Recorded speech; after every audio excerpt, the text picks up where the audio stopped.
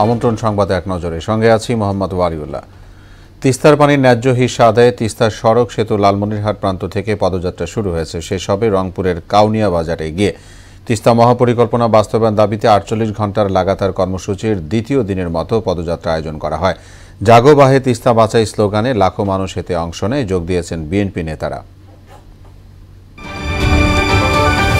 স্বৈরাচারের দোসররা সংগঠিত হচ্ছে, এদের বিরুদ্ধে ডিসিদের সতর্ক থাকার নির্দেশ দিয়েছেন প্রতিরক্ষার দায়িত্বে থাকা প্রধান উপদেষ্টার বিশেষ সহকারী অবসরপ্রাপ্ত লেফটেন্যান্ট জেনারেল আব্দুল হাফিজ। তিনি বলেন, লুট হওয়া ১৪০০ অস্ত্র, ২.৫ লাখ গুলি উদ্ধারে অভিযান চলবে। সকালে ডিসি সম্মেলনে তিনি আরও বলেন, যুব সমাজের জন্য ইউনিভার্সাল মিলিটারি ট্রেনিংয়ের প্রস্তাব করা হয়েছে।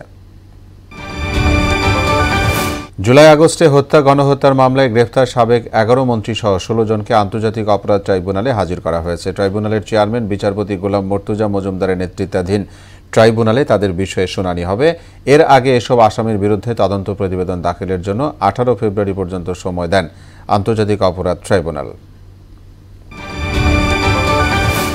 বলিভিয়ায় সড়ক দুর্ঘটনায় ৩১ জন নিহত ও বহু মানুষ আহত হয়েছেন। নিয়ন্ত্রণ হারিয়ে যাত্রীবাহী একটি বাস দক্ষিণ পশ্চিমাঞ্চলীয় ইয়োকাল্লা অঞ্চলে পাহাড়ি রাস্তা থেকে প্রায় ৮০০ মিটার নিচে পড়ে গেলে হতাহতের এই ঘটনা ঘটে।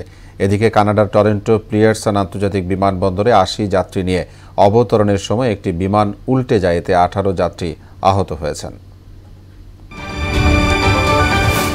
চ্যাম্পিয়ন্স ট্রফির আগে একমাত্র প্রস্তুতি ম্যাচে পাকিস্তান শাহিনের কাছে ৭ উইকেটে হেরেছে বাংলাদেশ। দুবাইয়ের আইসিসি ক্রিকেট একাডেমি মাঠে টস জিতে ব্যাট করতে নেমে ৩৮ ওভার ৪ বলে সবকটি উইকেট হারিয়ে ২০২ রান তোলে টাইগাররা।